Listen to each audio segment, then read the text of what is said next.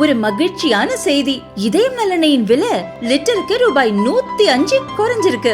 September 2023ல 1 litre இதயம் நலனையின் அதிகபட்ச விலை ரூபாய் 503. ஆனா இப்ப 1 லிட்டர் இதயம் நலனையின் விலை ரூபாய் 398 மட்டும்தான் தமிழ்நாட்டுல. அப்ப இனிமே எல்லாரும் இதயம் நலனை வாங்கலாம் இல்ல?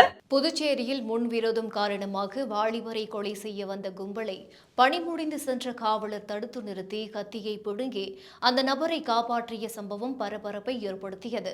காவலரிடமிருந்து கத்தியை பிடுங்கி கொலை முயற்சியில் ஈடுபட்டனர்.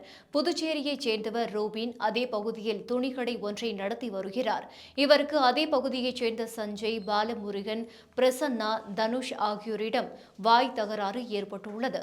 இவர்கள் நேற்றிரவு ரோபின் மற்றும் அவரது நண்பர்கள் மீது கொலைவெறி தாக்குதலில் ஈடுபட்டுள்ளனர். அப்போது அவ்வழியாக பணி முடிந்து வீட்டிற்கு சென்று கொண்டிருந்த முத்தியால்பேட்டை காவல் நிலைய காவலர் மனோஜ் கொலைவெறி தாக்குதலில் ஈடுபட்டிருந்த கும்பலிடம் இருந்து கத்திகளை பிடுங்கி கொலை சம்பவத்தை தடுத்து நிறுத்தினார். காவலரை கண்ட கும்பல் அங்கிருந்து தப்பி ஓடியது.